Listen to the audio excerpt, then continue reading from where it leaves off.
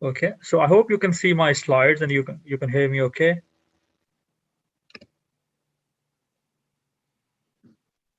Is that okay, Justin? Yes, sir, you are audible. That's perfect. That's perfect. So yeah, so let me, yeah. So Sarah, you can see as well. You can hear. You can see everything okay. Yes. Okay, that's fine. So again, thanks everyone, and welcome to this workshop session organized by Justin Udi. And the topic, obviously, we will be covering sustainability and green business opportunity for you. And I think I will be giving you some overarching background information around what sustainability is and how does it link with business, and what are potential sustainability and green business opportunity which you can exploit in your own context, in your own countries, based on your own interest. Obviously, I work in an academic role, but I will try my best to make it not very academic presentation or discussion. So I will try to make it more uh, practical, applied, which you can really visualize and take some takeaways and really apply some of those concepts and principles in your own business journeys. So I have with me my colleague, friend Sarah, and so before we proceed with our presentation, Justin has given me my introduction, and I think I don't need to repeat myself. I think I will give Sarah an opportunity to make a brief introduction of herself. Okay, Over to thank you. Sarah. Thank you, Usman. Hello, everyone. My name is Sarah Majid, and I am from Pakistan. I'm a PhD researcher at Xi'an University, China, but currently I'm living in Belgium. My PhD research focuses on SMEs and sustainability in general. A few years ago, I was also a research fellow in Estonia. And during my time in China and Estonia, I did not only work on my PhD, but also conducted several interviews with entrepreneurs that helped me understand entrepreneurship and sustainable businesses more from a practical perspective. And that's why I'm here to talk about it. So over to you, Usman. Yeah, thank you very much, Sarah. So I think we will make use of Sarah's research and experience of dealing with businesses and startups, and she will share some insights and stories and lessons learned based on some case study examples. So thank you, Sarah, for joining me for this session. Pleasure. So I think before I do that, I have kind of I would like to not really test you, but really understand you. What do you mean by sustainability? And what does sustainability means to you as an individual? And do you think sustainability is relevant for business? So if you have got your phone, mobile, laptop, any electronic device, so can you please go to www.menti.com and use this code, which is 486302001. And then you will see, as soon as you submit, you will see a question in front of you. And I would suggest you to answer first question and then answer second question. And I will display results in front of you in a minute. And if you want to use this QR code, feel free to do that.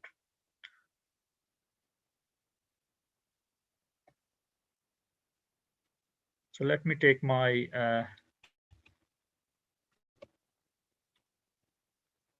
if you can see the screen, menti.com, and the code is 4863020.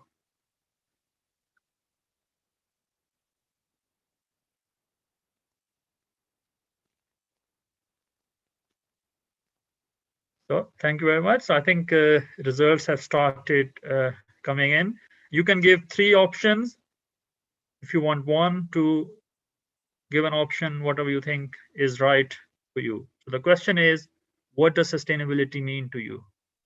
So we have got green, viable, viability, health, lasting, long lasting, long term, probably, achievable. I hope everyone has managed to join up. I can only see maybe 2. So is there anyone struggling to join in? put in a chat, please. Maybe Justin can help.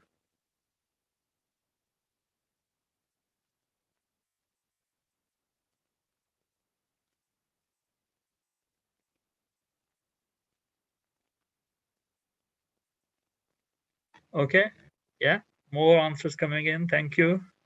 So future opportunities, again, green system. So green seems to be quite popular. Future opportunities, lasting viability. So I think what I would take is it's about future viability, green systems. I think it's an interesting one in terms of future opportunities. So thinking about sustainability, offering an opportunity for a future, while it's making sure we are being sustainable. So we have got, I think, 7 individuals. So we have got 4 joined in. I can see in the bottom right-hand side of my screen. Yeah, that's renewable. That's an interesting one. Huge opportunity, specifically in the countries we have audience from. Yeah. So I think I will give few more seconds so the rest of 2 or 3 can join up.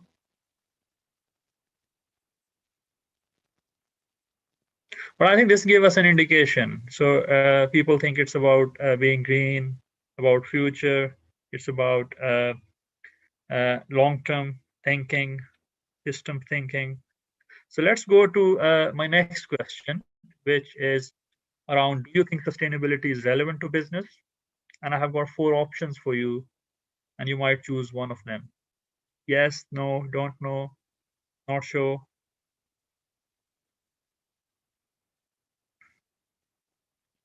I just want to understand and capture your perspective on this.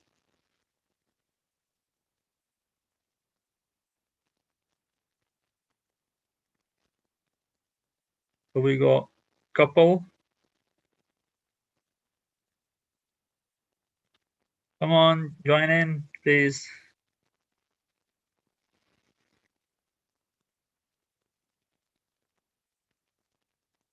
Feel free to give an answer which you think is most appropriate for you.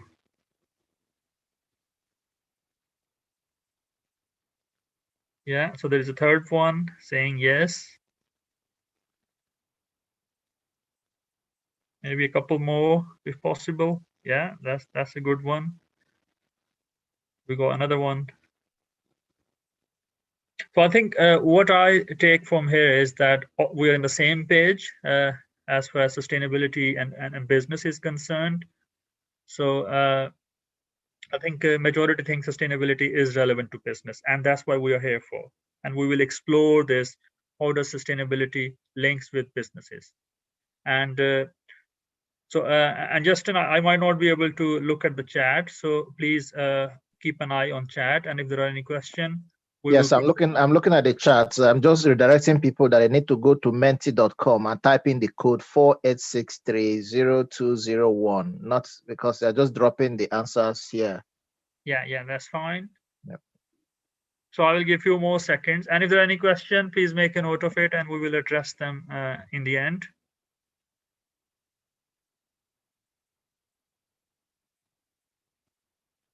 Just a few more seconds and then we'll move on.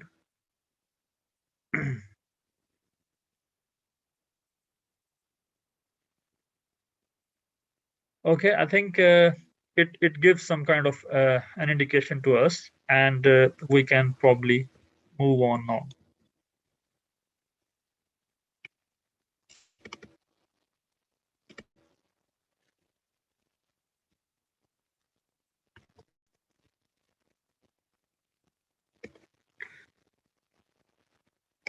Okay, so thanks very much for giving your input.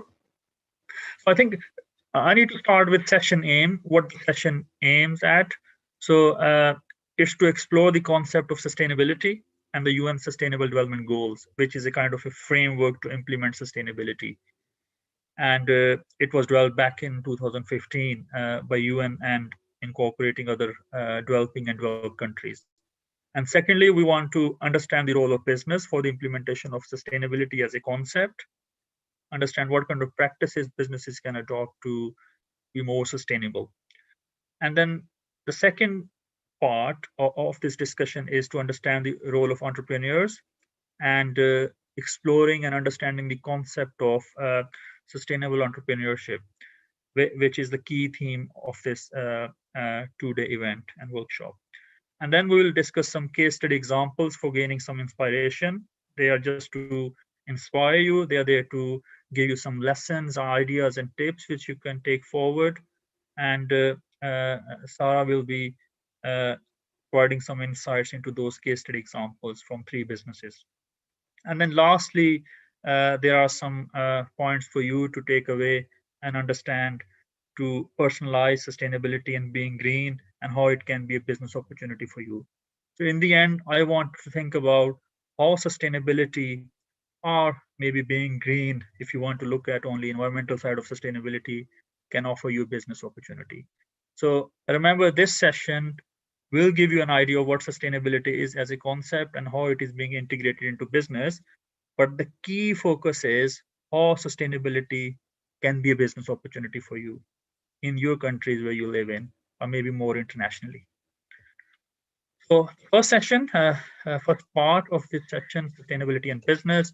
So you might not know, you might know that we are living in a world where business is changing, business landscape is changing, companies are operating in a very complex, competitive, and market-driven environment. We are having challenges around COVID-19 pandemic, which I don't need to tell you about, huge impacts and risks to businesses. And then we have issues around climate change. We can see an evidence of climate change in the form of flooding across the world, heat waves, fires, and so on. Plus, there are increasing customer demands, and the way market works, it's getting very complex and competitive. So the business landscape is changing. And one of the authors is saying, in recent years, a growing number of companies around the world are adopting and implementing sustainability practices. And this is just to respond to challenges and stakeholder expectations, which I mentioned. And they are trying to integrate environmental, social, and governance domains into their business operations. And in doing so, they're really integrating sustainability into the strategy, into the business models, into their organizational practices and structures, and into their reporting mechanism. So it's really business are on a journey to implement sustainability. Some have done really well over the last few years. Some are in the middle of the journey, and some are lagging behind. So it's a mixed bag in terms of sustainability or sustainable as a business. And we will explore some of those examples where businesses have really done some good practice, and I will shed some light on that. So what is sustainability in simple words? So the first definition came in back in 1987. So from Brundtland Commission report. So sustainability or sustainable development is the development that meets the needs of the present without compromising the ability of future generations to meet their own needs. So remember, we do use sustainability as a term. We use sustainable development as a term, and a lot of the people, including academics or maybe practitioners, they tend to use them as interchangeable. But I think for me, sustainability I consider as an outcome, whether it's social, environmental, and economic sustainability, and sustainable development is a process to achieve that outcome, which is sustainability. So it's just a little bit of a distinction I wanted to highlight. And sustainability is about acting in present time, but thinking about future. So remember your word cloud. You responded to me and said it's about future. It's about future generations. So I think it's living in a world, being mindful of our resources, our resource consumption, and being most efficient, and thinking about our future generations as well. And sustainability, of course, can be interpreted in a very different ways by academics and practitioners and businesses and startups. So, and we will look at some of those definitions. People seem to use sustainability and sustainable development, of course, but people talk about green business, people talk about responsible business, they talk about social responsibility, CSR. So I think without getting confusing about these terminologies, I think the underpinning philosophy, the underpinning ideas is quite similar. It's about your responsibility towards society, towards people. It's about planet. It's about natural environment. It's about the future. So I think underlying principles are quite similar whichever term you use. And sustainability can be applied at an individual, organizational, community, and city scale. So we as an individual can be sustainable, and our businesses and organizations can be, the startups can be sustainable. We can generate sustainable communities. We can be making cities sustainable, which are low carbon, which are resource efficient, which think about the planet, the people, and of course, economy as well. So it's about balancing act. It's about bringing all those three pillars of sustainability, which are social, economic, and environmental. And remember, green is only one part of sustainability. We need to go beyond green and thinking about societal challenges, social elements, and of course, economic viability as well. So sustainability needs to be, a business needs to ensure that they are environmental friendly, they are socially responsible, but also they are economically viable as well to be a truly and holistically sustainable business. So in front of you, you can see those three pillars, which I highlighted. So we call it, in academia, we call it triple bottom line. And they also call it three spheres of sustainability. So it's environmental, social, and economic. And they are connected with each other. They are integrated with each other. And we cannot isolate one pillar of sustainability. We need to look at sustainability concept as a holistic concept, because these three dimensions, these three domains are quite integrated. So what is environmental sustainability? It's about natural resource use. It's about looking at environmental management practices. It's about pollution prevention, and also looking at issues around waste, water, and air, and how we use our land.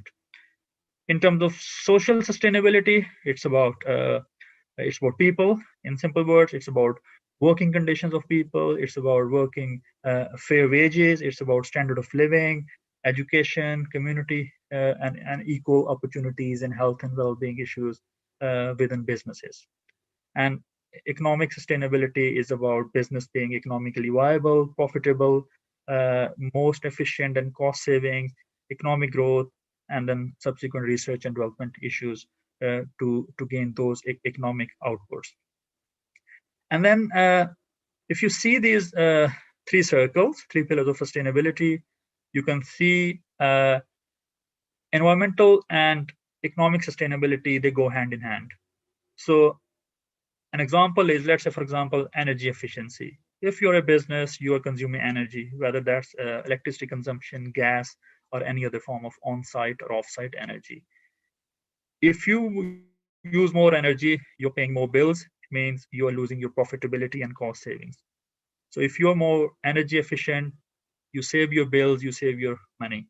So environmental sustainability can lead to economic sustainability, to a very simple example. And same is for other, there are incentives for using natural resources, enhancing your rate of recycling, reusing products and things. I think it can lead to cost savings.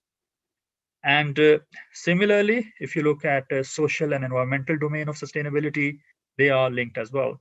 So look at flooding across the world. Recent example, flooding in Germany. You can see the way communities, the cities and villages were disturbed. So I think huge societal and social impact of environmental disaster, I would call it. So social and environmental sustainability are very much linked, and there are other examples as well in both developed and developing countries. So it talks about environmental justice, natural resource stewardship, and both at locally and global scale. And at the bottom of the three circles, you can see economic and social sustainability is also linked. So this is quite tricky sometimes. People don't seem to really and explicitly understand that. So economic and social sustainability is very much linked. So it's about fair trade issues within businesses. It's about worker rights, working conditions. So the more you're satisfied in a business, your customers are your employees. I think there is a lot of work being done on which looks at relationship between employee satisfaction, and that could be through fair wages, working conditions, health and well-being protocol, to performance of organizations. So I think socially responsible organizations can lead to more improved performance. So I think happy employees uh, produce happy customers and profitable and economically viable organizations. So what I'm trying to say here is we cannot look at these pillars in isolation. So they are integrated, and we need to explore those links, and we need to join those dots when we look at the concept of sustainability. So very briefly on the framework which I talked about, which is UN Sustainable Development Goals. We call it simply SDGs. So back in 2015, in September, 193 countries came in and they signed up to this.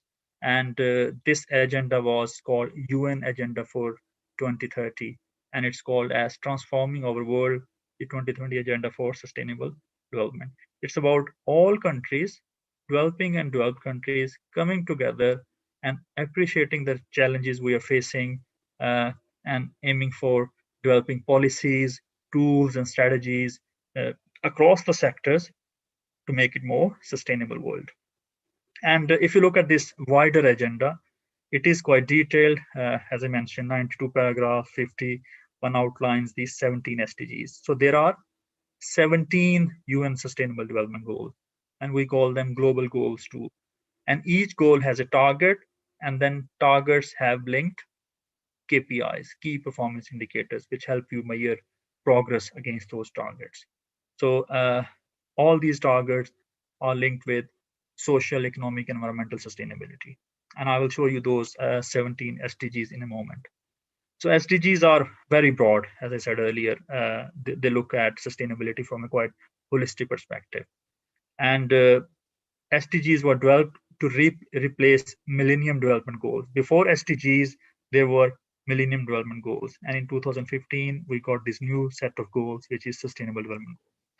And unlike the Millennium Development Goals, the SDGs model or framework doesn't really distinguish between developing or developed countries, and it's for all countries.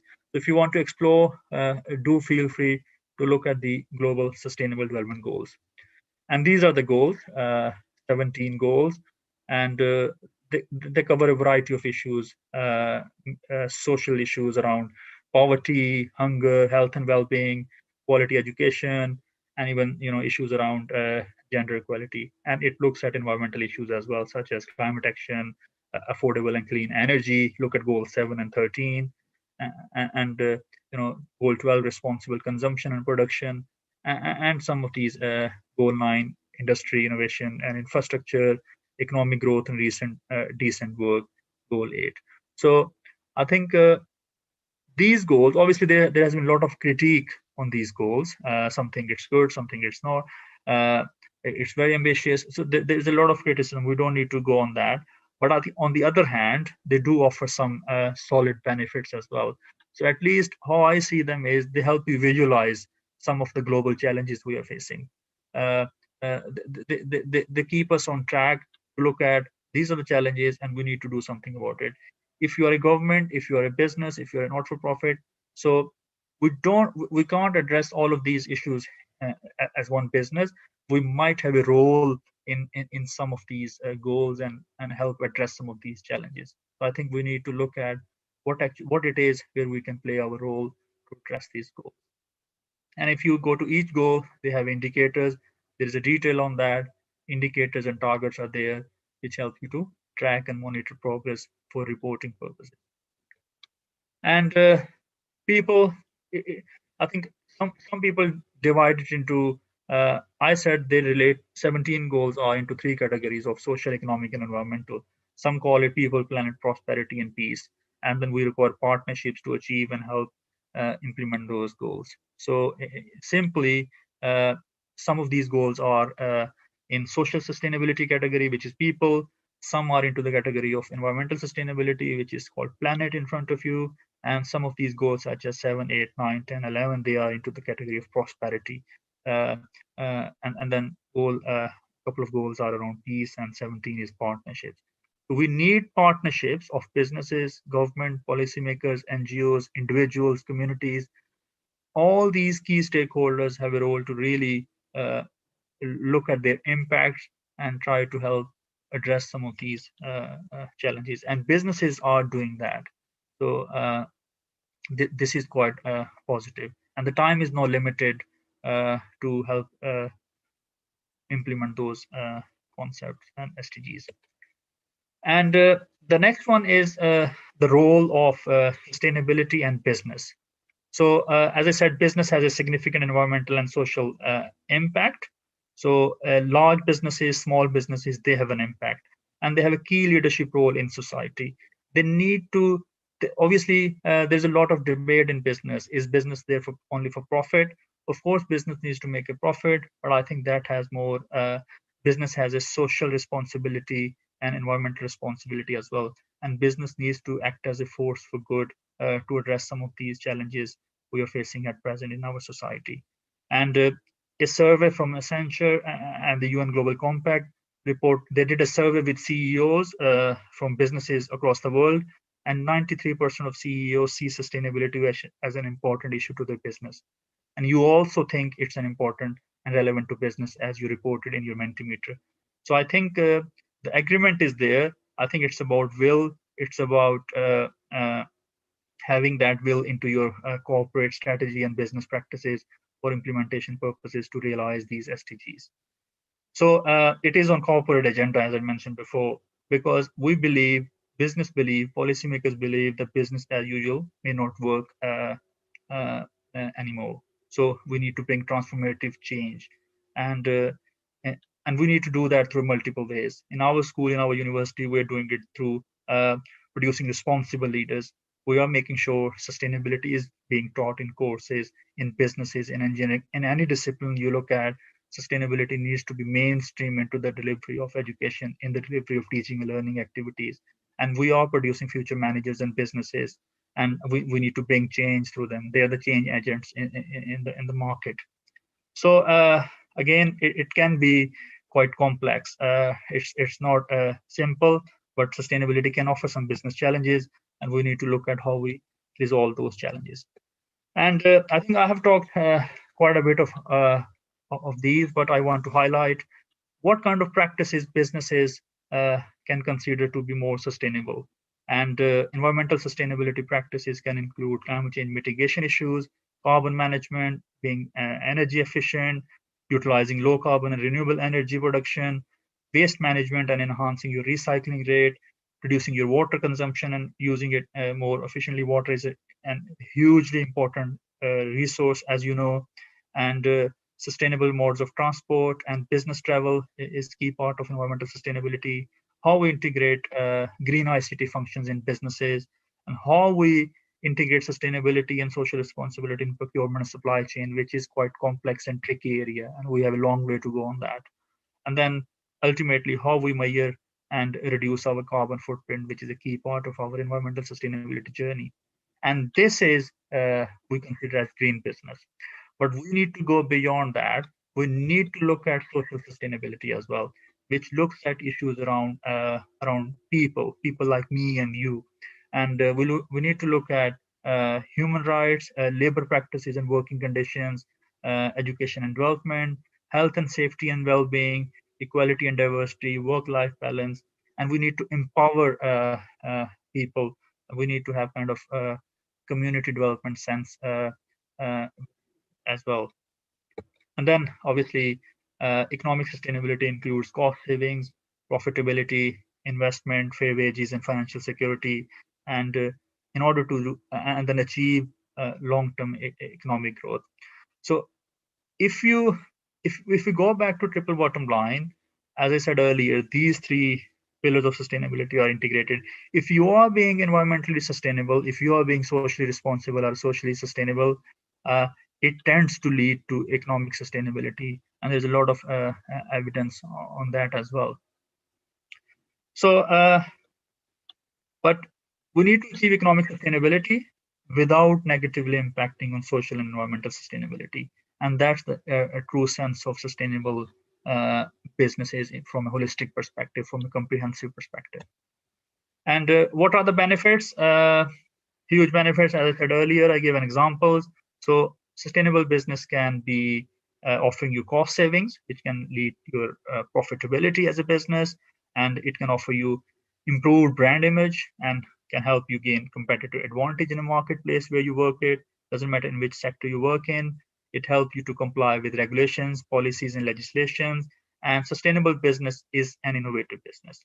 It needs innovation to integrate sustainability into the business, and it can help you in new contracts. It can help you win new business if you are a small business as a supply chain.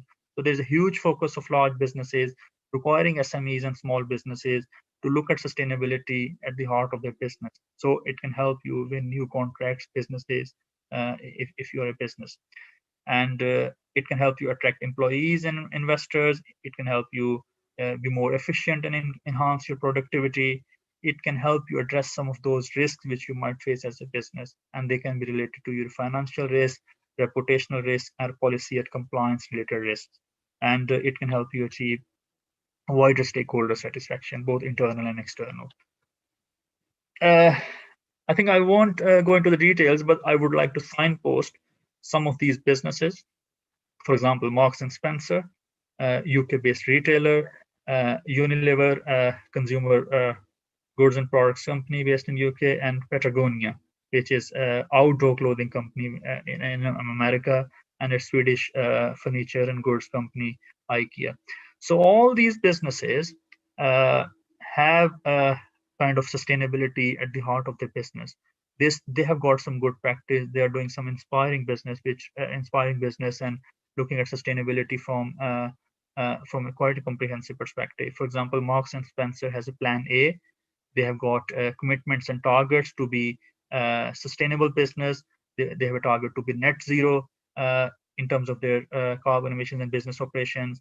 And then Unilever has a sustainable living plan for a while now, which looks at not only environmental issues around waste, energy, and carbon, but they look at wider human rights, working condition, and social issues as well. And Patagonia is unique in its nature in terms of sustainability. They've been using recycled fabric and products to produce their outdoor clothing, sports clothing. They have been. So I think Patagonia is also an interesting example to explore when it comes to sustainability. And feel free to Google any of these businesses. For example, Marks and Spencer, Unilever, and Patagonia, and also IKEA. So I just want to signpost you to look at the work they are doing and see how some of those ideas can inspire you, where you can make a contribution, or what ideas you can replicate, what are the potential opportunities for you if you want to start up your own business. And I think the next part of this discussion is where Sarah will give us some insights into the case studies, is sustainable entrepreneurship. So firstly, we need to understand, I know you might have been attending quite a few sessions now, looking at entrepreneurial opportunities, financing, not financing, the opportunities you might have, and some of the tools which you might require as a business, as Justin mentioned earlier. So I think, so there's a key, what I want to say is there's a key role for entrepreneurs in sustainability. So they have a key role to help address some of those SDGs, which could be environmental or social in nature. So an entrepreneur obviously is an individual who create a new business, help get a startup running, and entrepreneurs are tend to be creators, innovators, and risk takers. And I think sustainability do need that kind of behavior or attitude towards realizing those SDGs. And entrepreneurs can create value from nothing. For example, there are a lot of businesses looking at waste management sort of things, and the way they look at waste, the way they look at they generate value from waste. I think it's fascinating, and some of our examples will shed some light on that. And entrepreneurs are change agents by fostering economic growth in the economy locally and nationally, and potentially they can impact the industry norms through their products, through their services, and they seems to challenge the status quo, uh, and it's very much required, and a role is there for sustainability in this sense. And they think beyond financial gains and they strive towards value creation, and and how value can be created through their business venture. And then if and then we need to look at what sustainable entrepreneurship is. Sustainable entrepreneurship refers to the discovery, creation, exploitation of entrepreneurial opportunities that contributes to sustainability by generating social and environmental gains for others in society. So I think uh, sustainable entrepreneurship is about integrating sustainability into your entrepreneurship journey. And that can bring about required transformation uh, into your current products, processes, and behavioral patterns. So sustainable entrepreneurship is about, I think it's a possible way to address some of those challenges around environmental degradation and help fight climate change for mitigation purposes. And huge opportunities. If you look at the practices we talk about, environmental, social, and economic, and I think some of those ideas can be picked up and see how that can offer you a platform uh, for your own startup journey as part of sustainable entrepreneurship, which you might be looking at. And sustainable entrepreneurship contributes to solving social, environmental problems through the means of successful for-profit businesses. And we call it business with a cause. And it is a force for good in a society where we are living at present. And we do need these kind of change agents. So I think bearing in mind the role of entrepreneurs and sustainability, implementation of sustainability, uh, I think if you see this, this truly reflects the triple bottom line we talked about earlier: economic sustainability, environmental sustainability, or ecological sustainability, and social sustainability. So these three pillars are at the heart of sustainable entrepreneurship. So this is just to highlight and emphasize sustainability in terms of a holistic perspective. So I think I would invite Sarah now to explain some of these stories using three of these case studies, so that you get some ideas, hints, and tips and inspiration. So over to you, Sarah. Thank you so much, Usman. So basically, I'm going to talk about three case studies, which discusses the journey of three businesses and their entrepreneurial journey very briefly. But I will try to explain the motivations behind that business and also some challenges. So the first business is Loo Food. It's an Estonian business. So Loo means natural or creative in Estonian language, hence the name. And they offer very natural and organic products. They call it superfood because it has antioxidants and vitamins. And the product catalog is involves berries, berry powder, juices, mule wine, hemp, and buckwheat seeds, etc. The products are 100% natural and organic without any additives, GMOs, or refined sugars. And they try to keep the ingredients as pure as nature makes them. So next slide, please. Yeah, so the journey of this business started when two friends, they tried non-alcoholic mule wine, a blueberry drink in a Christmas market in Tallinn. And then that recipe was a smash hit. So they decided, okay, let's try to explore this market. So they went to a nutritionist and they tried to create recipes on their own. And this is how this company was formed. So right now, Loo Food deals not only in the natural food products, but they also support rural development, they help farmers, and they also encourage a healthy lifestyle. The story started, and then they needed money. the entrepreneurial journey, and a bank helped them with the funding.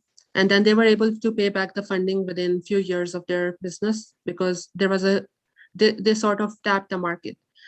And they use their contacts to actually attract the customers. For example, from the universities they studied, they went there, they tried to make contacts in the food industry, and then their products grew because of education-based marketing. And before starting this business, they didn't really have any knowledge of entrepreneurship. So they were a bit hesitant, but they knew that this is what they really want to do. So they will do everything to make this happen. And that's how this business was formed. So these two friends, Otto Wegman and Christian Onamagi, they started this whole thing because they were really passionate about the Estonian forest food, like honey and berries, because Estonia has one of the world's best and very tasty blueberries and blackberries. So they wanted to share it to the world. They wanted to share this recipe. And they saw that there are so many products that have so many preservatives and chemicals, and they themselves didn't like it. So they were very passionate about healthy lifestyle, and that was their motivation behind it. So they explained that the next thing is health, not technology, and we must not ignore it. And I totally agree with that, because it's very easy to produce a cheap product with a lot of preservatives. So these two people, they understood that there is a market out there in Estonia, and that's what they wanted to do it. So the goal of the company is love, health, overabundance, freedom, and sparkle. So that explains their motivation behind this business, going into superfood and the food with high vitamins and antioxidants. Next slide, please. So this company was very successful initially, and then they became very popular because they teamed a lot with universities, and due to the educational based marketing, they became very popular among the youth. So that's why they didn't find so much challenge in growing initially. And at that time, when they started in 2008, they didn't really have too much competition. So they were able to survive for some time. But then they faced some challenges because they really wanted to go to like local supermarkets, but there was not really like a big demand out there. Like a major population didn't want to try these products. So that's why they have a very selective customer base, and not only in Estonia, but also other parts of Baltic states and Scandinavian states, and even in Asia. So that's why now they are trying to tap an Asian market, like for example, China and India. But it's not very easy because there are a lot of regulations there. And since they are super sustainable and they are very ethical in their practices, they don't want to import anything. So it's a very difficult model for them right now to tap into a different market, which they are still exploring. So that is a biggest challenge for the company. So it's very safe to say that this is a success story within 12 years of their business, that they are recognized in Europe, and they got like this recognition and support from Estonian agriculture registers, which is a big thing in Estonia for the businesses. Also the Estonian Responsible Index Gold label. So this company really has been successful in achieving the financial and sustainable goals of the company. Of course, through continuous learning and improvement. And also because they are supporting the local farmers, because Estonia is very digitalized and there are not many opportunities for the farmers out there. So Loof Food makes sure that the farmers get their recognition and they support them. And from picking their berries and honey to selling it in the market, everything is super ethical, fair trade, high quality products, purest form, and they offer full transparency. So anybody can get to them and then ask about anything, and they are very transparent in their business dealings. So I would really say that Loof Food is a very good example when it comes to being successful in the market in terms of sustainability. So the second company is very different from the Loof Food. It's more like metal waste, and it's a business also in Estonia, but a bit more in a rural area.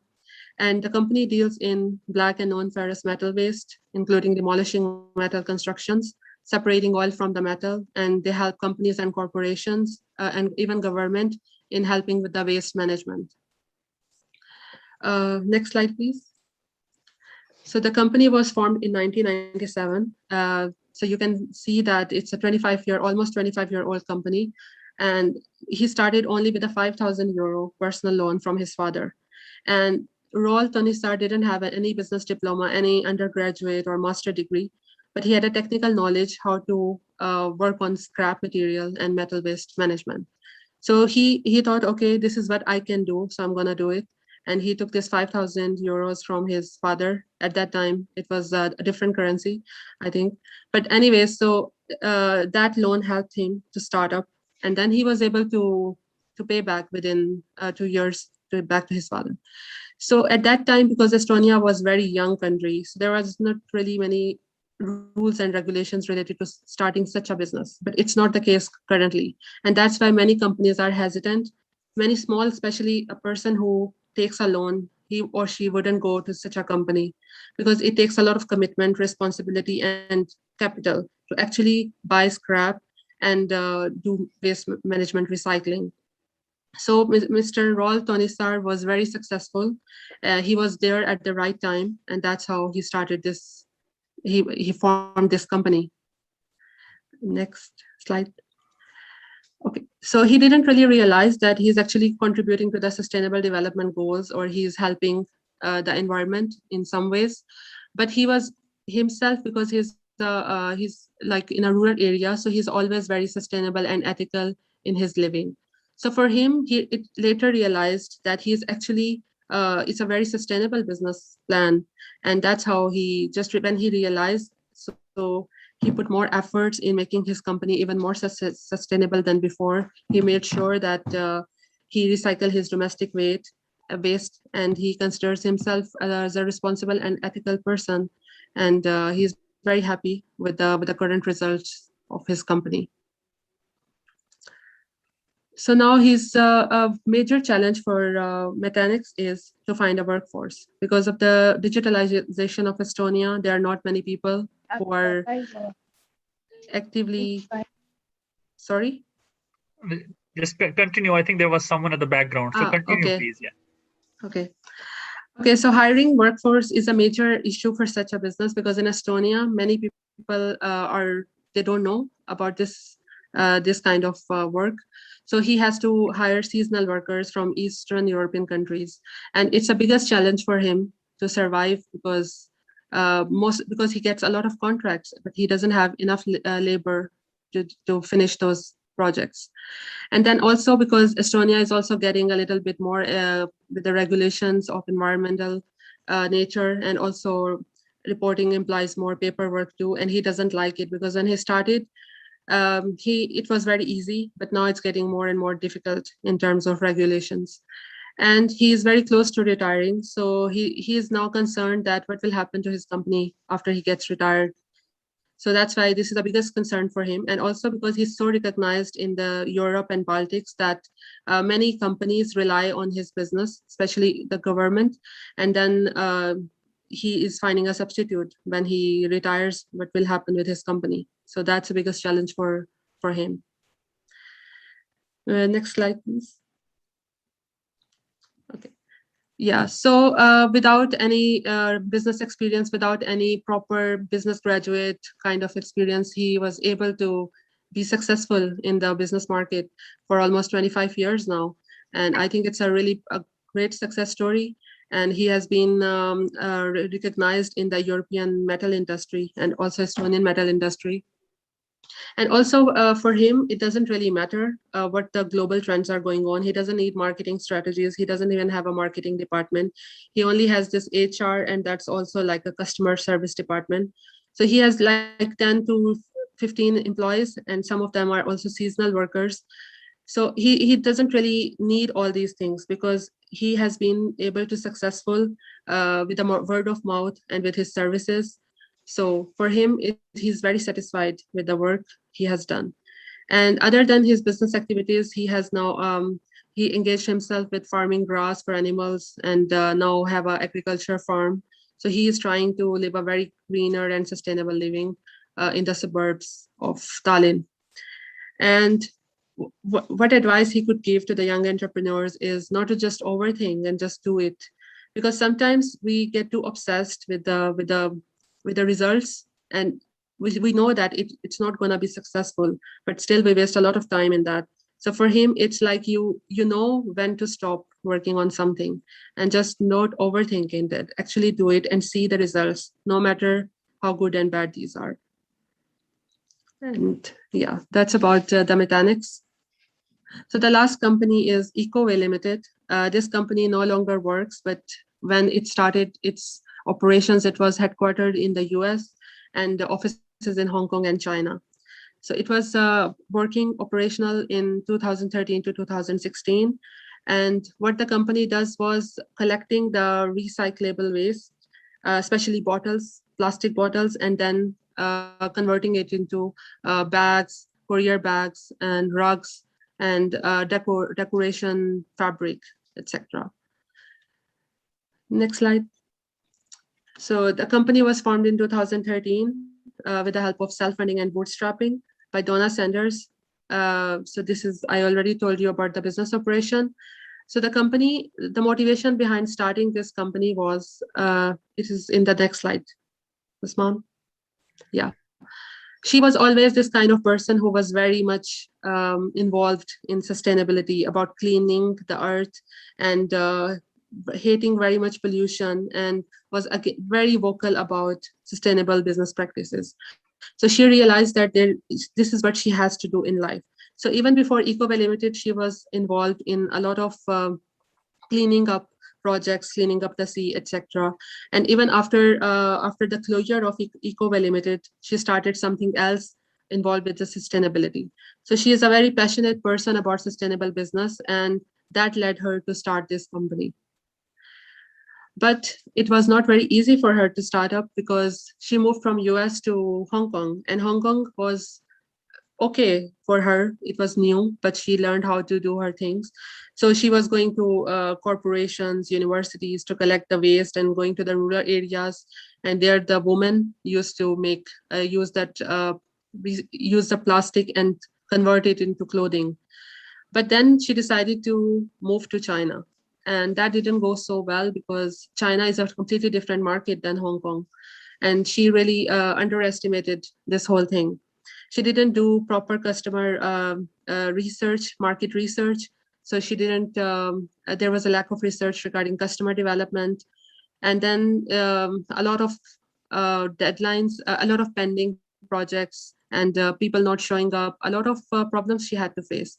And then she lost motivation, and then she decided it's better to just stop at this point because it's not going anywhere. There is no progress. And then she just decided to quit.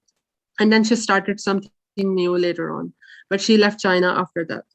So the biggest lesson we can learn from this Ecoway's ceasing of operation is that it's very important that when you tap into a market which is not your country, that you do like proper research, you see product market fit, and you try to possibly partner with many corporations as possible, like local ones, small, medium enterprises, incubators, so that you gain the knowledge.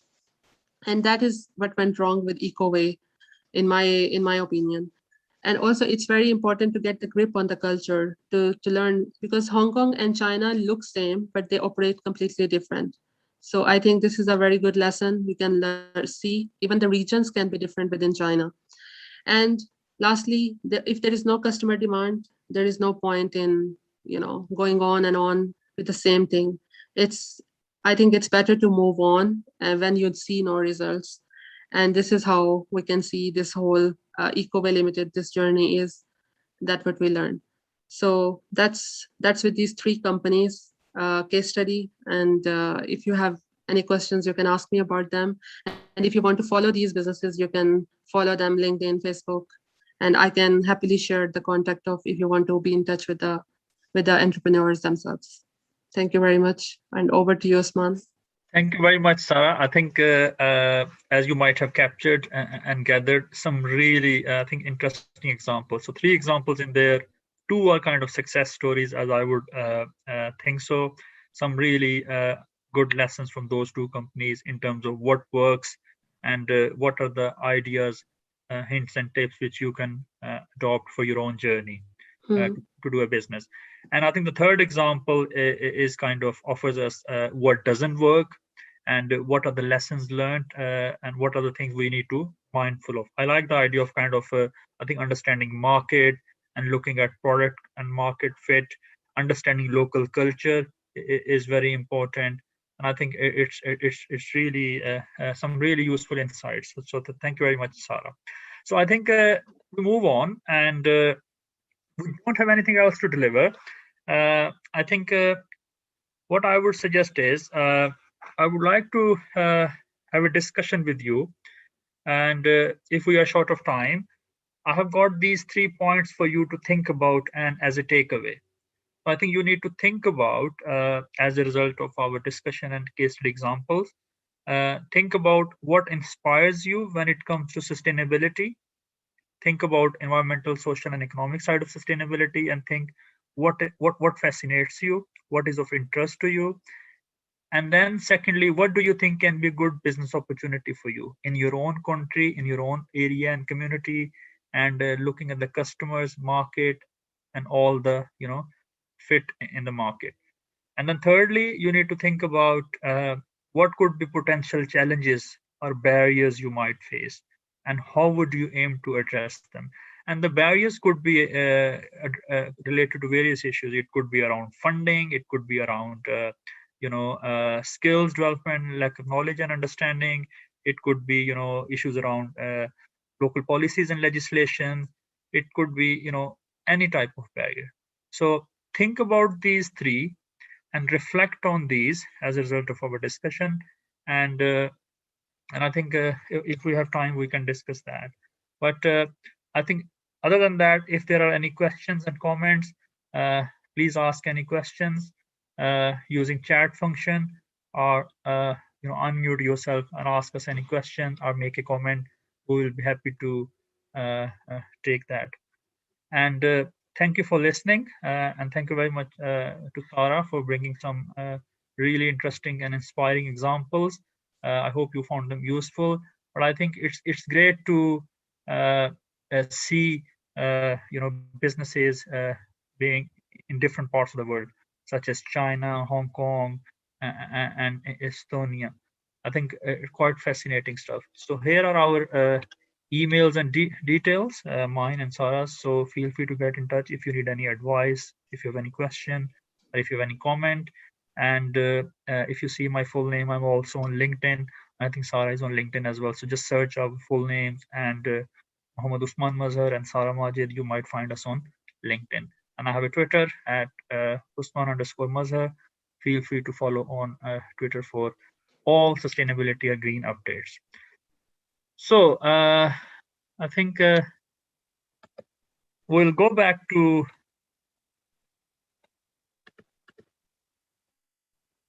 the discussion. So Justin, how would you like to take it? All right. So thank you so much for that wonderful presentation. I think everything I want to, or everyone would have wanted to hear, listen to, was presented throughout, from the theoretical to the more practical one, which has to do with the case studies, were presented. So thank you so much for making this happen. Thank you, Sarah, for putting this up and to come here and share with us. We really appreciate those case studies, and it really sync with what we discussed in these 2 days. 2 days workshop, that you need to develop every business strategy. Of course, we've seen why some businesses fail, or even sustainable as it is, as it was, it has to fail because of geography. So you need to understand location, you need to understand the attitudes of the people. But generally, is that you could incorporate sustainability into your business and achieve an advantage. If you live in a place or in a city or region where people are very keen about sustainability, and they come around your business and they say that your carbon footprint is so high, they will divest from you. If it is investors, they go away, or if it is customers, they want to patronize people who are keen about what we define initially to be the meaning of sustainability or sustainable development. So people want to People want to see you doing a business in a way that it doesn't compromise the future of the unborn generation that is coming. So in every business you are doing, pay attention to people, pay attention to the planet, and of course how you make your profits. That's what Mohammed described as a triple bottom line approach. So that was very, very wonderful. Thank you so much for that. So I'll leave this now for questions.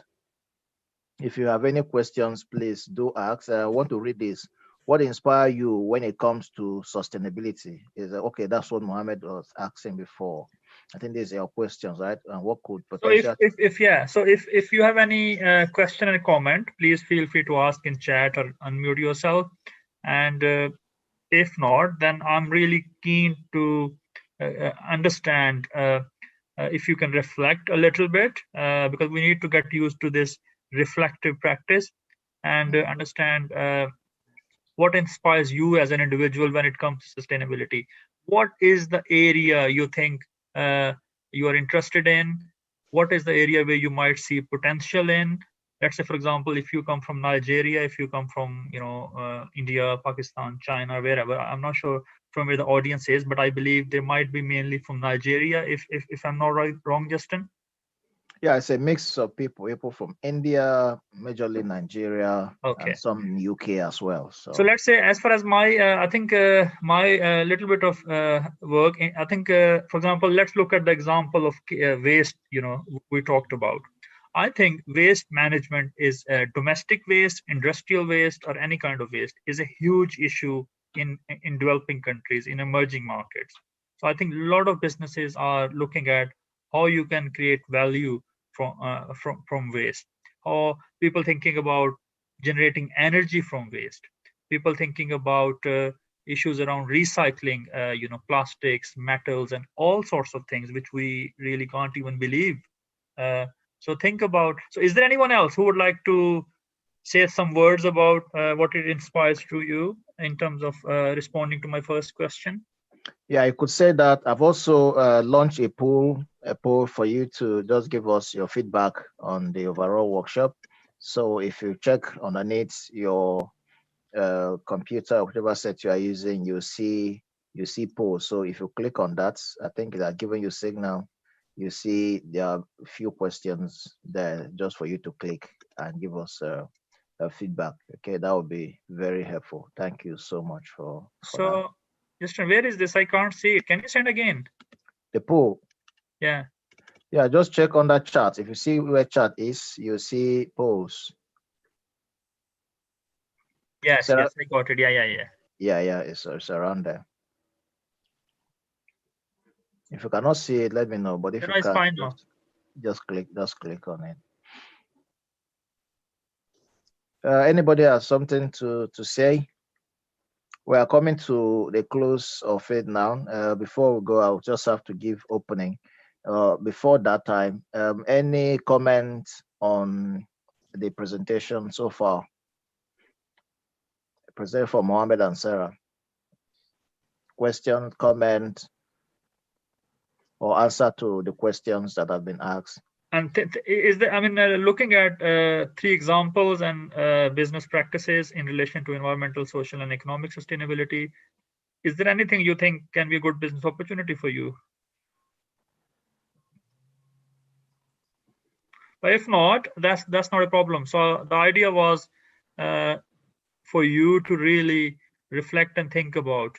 So think about my pointers and see how we can utilize sustainability as a business. So, yeah, so that's fine. But I'm around if there is anyone Okay. like to comment or ask any question. Yeah, so while that is going on, let's come to this. I'll use this opportunity to first thank all of you and thank our esteemed presenters and people facilitators, I'll call them at this point in time, for coming around, especially in this case, to help share your knowledge for free. I have to emphasize on that because this was not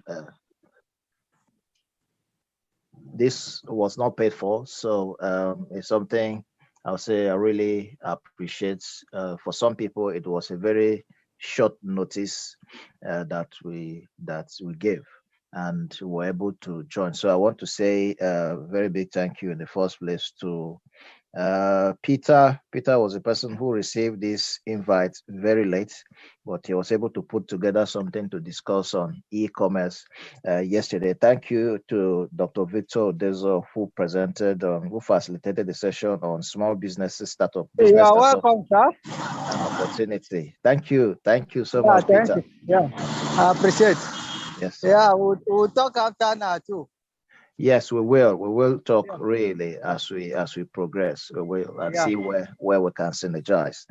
It's okay. Thank you also to Ugbede, excuse me, Ugbede, who facilitated the session on opportunities in emerging markets. Right, I have to meet Peter there. And then to Anthony Sani, who facilitated the session on India and African markets, the opportunities are available. And also basic strategic tools for managing small business. I did that myself. And to say a very big thank you to both of you, Sarah and Mohammed from Northampton University, for facilitating this on sustainability and green opportunities. I really like those case studies, Sarah. And of course, your presentation will be available on my YouTube channel. And you can refer people to see how wonderfully well you're able to to make that available. Every other person can do same. Is there available to people for references. Other people who were unable to attend this will see that. So thank you. I want to say this is a workshop was Global Entrepreneurship Hub, and a group entrepreneurship workshop for the first time this year, holding virtually. This is organized by Global Entrepreneurship Hub UK, and you can see us. That's our logo, and that's what we do. We connect people. So if you see, it's about connecting everyone all over the globe into an umbrella of entrepreneurship to support them in ways that we can, especially looking at young entrepreneurs in two ways: school leavers and those who have been in the market for some time doing business in any way. So we focus on graduate entrepreneurship as well as graduate employability, because we think we can support people to start and be their own bosses. So currently we are developing some modules that will be online. It will take us some time because we want to develop some of the best in engaging modules that people can engage with and benefit from all over the world. So we have two sets of modules we are developing, one on entrepreneurship and the other on professional or personal development. So we have the first module here, academic development essentials, the future of work, future skills and competencies, personal and career development essentials. So these are 4 modules we are currently developing, and we are working hand in hand with CPD UK to make sure we get approval, so that certificates that you will get from achieving this module, you'll use it globally to stand in as either your personal or professional development. In terms of entrepreneurship modules, we have here small business opportunities that will come up, financing startups, introduction to strategic business management and strategies you could use. And just to emphasize that sustainability is a tool for customer value proposition. It's a tool which you can add extra value to your business and achieve a competitive advantage. We're also looking at an introduction to emerging markets or emerging economies module, as well as sustainability and green opportunities. So we will get experts from anywhere to help us develop these modules to the highest quality and standards that will be beneficial. So if you are free, I think maybe Sarah, you can help us also in taking up one of these modules and in developing it if you have extra time. And we'll negotiate the commercialization aspect of it behind the scenes. Okay. Yes. Okay. So this is our team for GE Hub. It's available on our website. You can see our names there: Anthony, Sonny, myself, and Eukaria. Before we go, if Anthony is here, we'll have opportunity to say thank you also to everyone. This is if you want to contact us, we're on Instagram. So all you need to do is type our name, Global Entrepreneurship Hub, on Instagram, or GEE_hub at Instagram, and you'll be able to get us. The website is gehub.co, ge-hub, ge-hub.co.uk. The general information for admin is info@gehub.co.uk, and personal email for me is justinudie@gehub. Anthony and Eukaria are always at any time to reach us. This is our Facebook page. You like us and comment when we post things. It's available globally. We want to say plead with all of you to give us a like, and let's engage even there. We have also created a Global Students and Graduates Hub, which we bring students from all over the world. That is our intention, together to discuss two things and share two things: employability and entrepreneurship. So wherever you live, if you can help us have maybe link us with people, ambassadors that will bring students from maybe Pakistan or from Estonia, from any parts of the world, we'll be very happy to have it. Have people here so that we discuss it together. We want to make it a big and broad student platform that will share ideas on these two things. How are students in Pakistan dealing with unemployment? How are students in Nigeria dealing with unemployment? How are students in India dealing with unemployment? What are the opportunities? How can they work together and share knowledge on how to reduce unemployment? With time, we hope that we will also bring government officials and some strategic managers into place so that they will help us, discuss these matters in a way that students will benefit. So our vision is becoming that biggest group, biggest student hub, where we share bespoke graduate entrepreneurship and employability opportunities. That's what we intend to do. So at the moment, we are just 5,400 members of students. But we want to grow it to an infinite level.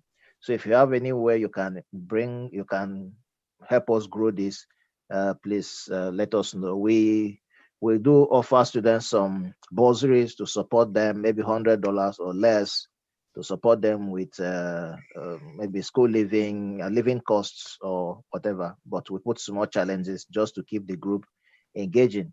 So if you join us, or if you know how we can draw students from any part of the world, we'll be very happy to engage. And of course, we are available also on LinkedIn. So this is our LinkedIn name there, still the same. We have at the moment just 57 followers. So follow us, engage, let's do it together, and we'll be really, really grateful.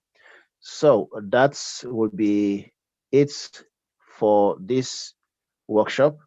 And I want to finally say thank you. Is Anthony around? Anthony? Yes, Justin, I'm here. Okay, do you want to say final words? Yes, it was a great opportunity to meet you all, and all the presenters. Great, thank you, for taking your time and sharing your thoughts on the topics you have shared, and also providing feedbacks on how a young entrepreneur can build his business and areas to focus on, and explaining about the failures and positives of each side. So as an entrepreneur myself, it was a great reflection for me, and I greatly hope it was the same for all the attendees. And like said, this is a free free workshop that we provide to all the young entrepreneurs, and it is available in YouTube if you have any doubts, to go through the topics. And as Justin said, we would be available on the contact details shared. and we are more than happy to be there for you guys. Thank you. Thank you so much, Anthony. Anybody else with any comment, final comments, so that we go? I just want to say thank you very much, Justin and Anthony and the team for organizing such a great event. I think it's start of your journey, which hopefully will be scaled up. And I think it went really well. And I hope all the attendees enjoyed it and got some takeaways from this, and collaborate and keep in touch with the GE Hub. And I wish you all the best, Justin, team, GE Hub, and everyone in your journeys. Stay safe. Thank you. Thank you so much. Thank you. All right. Thank you. If there's anybody else that want to say any word or not, so that we close at in the next 2 minutes. At 2:40, we should say goodbye. Yes, Peter is on too. Okay, Peter. Yeah, please. I equally want to say thank you to you as a person, and then thank you for your institution. Thank you for the commitment. You know, I've seen a very serious commitment in the whole business, and how it has kept other member of the team, you know, working day and night for these few days. I remember the first time we discussed about this impactful program, and then along the line, it got to a point where there was a little gap. And then these few days I came back again. I know it has not been very easy with you over there and another member of the team. So I want to say that this program has actually blessed a whole lot of persons, even beyond the estimate we have on ground already. There are those who will even benefit from the program after now, you know. So just like you have mentioned, that it has come to stay. I want to say it's good, and then all we need to look at this point in time is just the other area where we can synergize and then partner together, you know, to make the vision come fully into fruition. And definitely, I know that God is going to make that to happen. So I'm grateful, and then to be part of the team. Thank you once again. Thank you so much, Peter, for that. I really appreciate. Yes, really. Going forward, we will find ways to partner. So thank you. Really appreciate everyone. So, ladies and gentlemen. Yep. Yes, good afternoon, sir. Yeah, good afternoon. Thank you. I just want to say a very big thank you to everybody, the facilitators of the program. All of you were quite amazing. The program had been inspiring, informative, and educative. I want to say that G-Hub is going to grow from strength to strength with the developments that are upcoming. And we also are going to try our most possible best to see that the knowledge we acquire from G-Hub is spread across the globe by practice and not just mere listening. For the general overview, thank you very much and God bless you. Thank you, Stanley. Thank you, Stanley. We really appreciate that. Thank you. Thank you, sir. Yes, boy.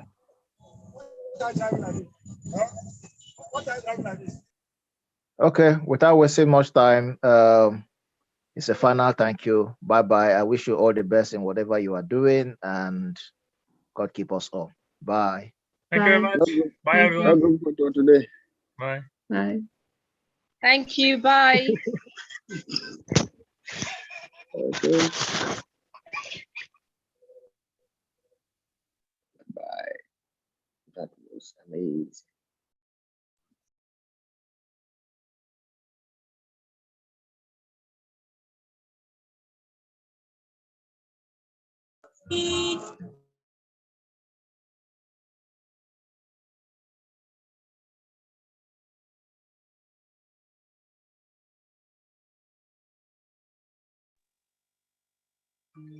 Hey, Anthony.